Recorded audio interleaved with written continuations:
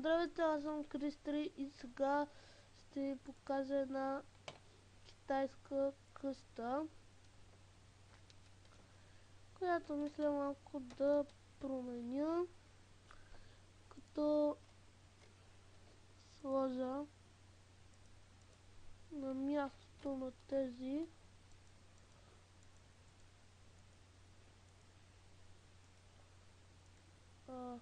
дълго нещо и да довърша моята китайска къща, която започнах.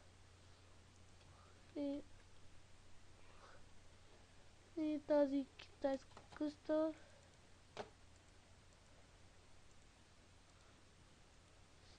ще живея в нея докато снимам.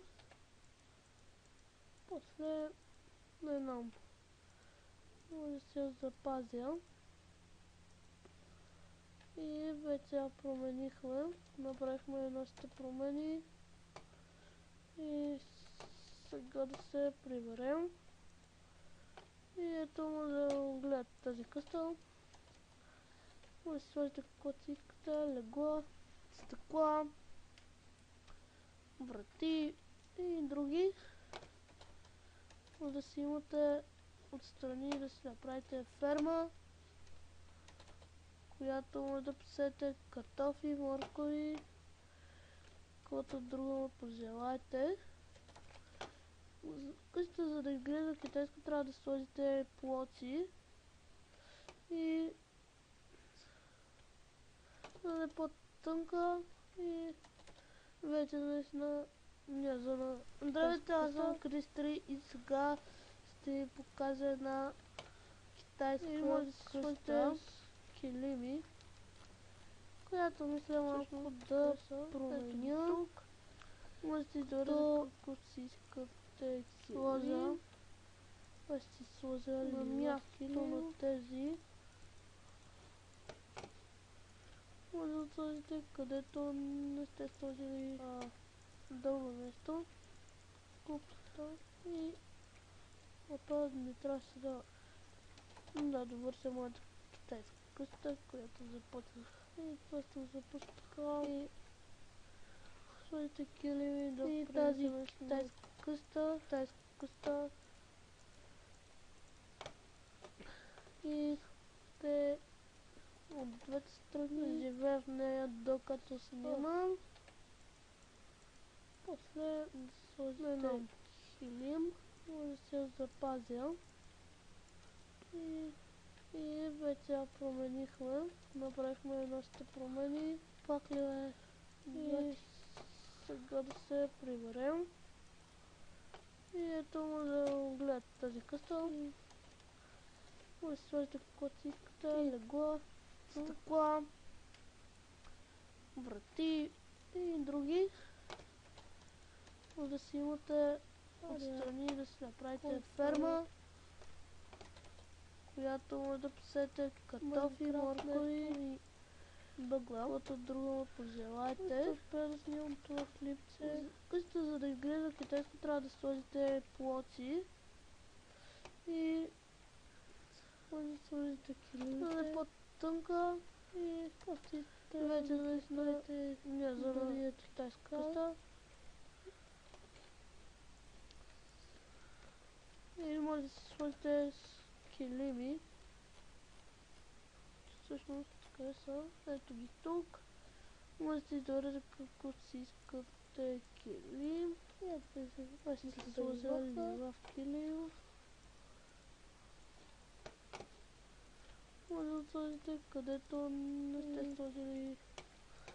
Сега може да изберете друг цвят килим, който да направи повече украса, запускал. Сложите килими да прилича на китайска къща.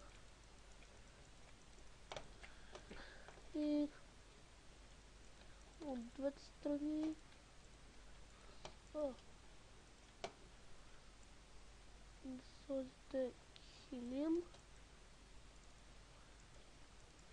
и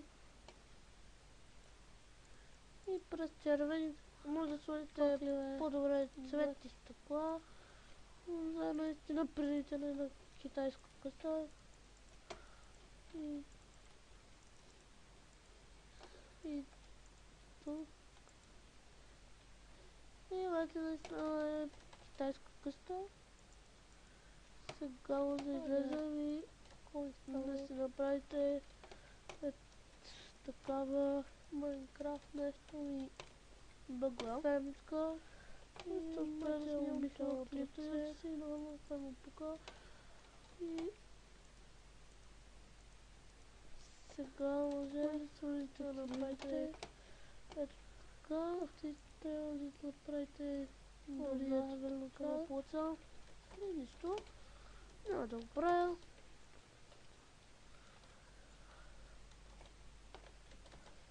Ами може да си сложите тук. Да сложите специален вход. Да си окрасите както си вие искате. И сега може да изберете друг цвят килим, който да може после да прави охрана. Правите окраса.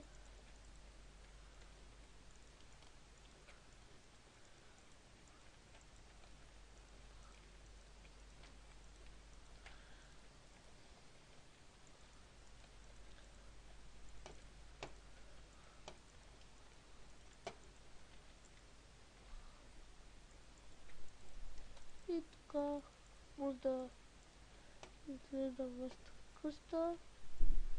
И през червени може да сложите по-добре цветни стъкла за наистина приличане на китайска къща.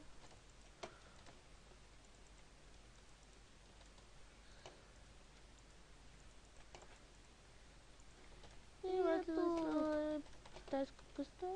Така ще изглежда къща и да си направите, да запомните какво си направите, слагате плочи, цветно стъкло, слагате и сияен камък за повече сетиве да слагате пахли, които вече не са чак толкова хубави. Сияен камък вече може даже да ви свети по-хубаво.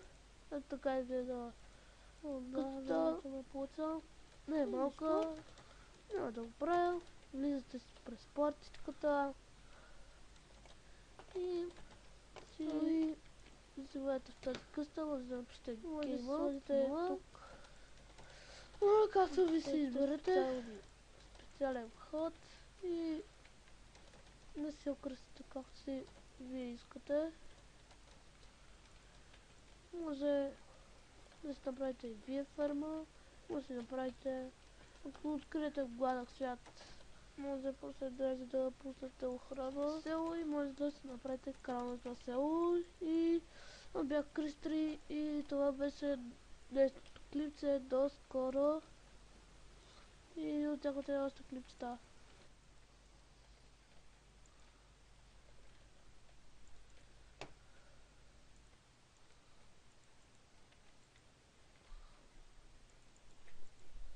И така може да изгледа вашата къща.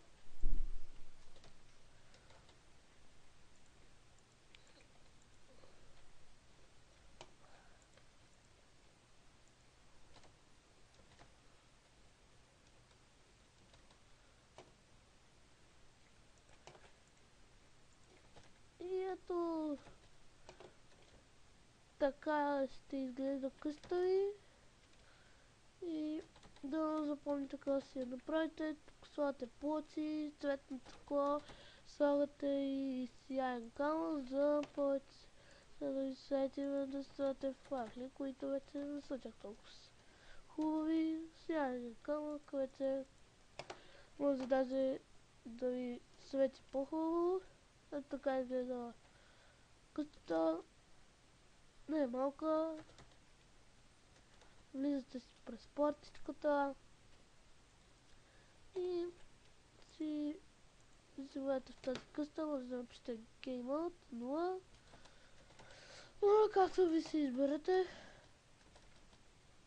И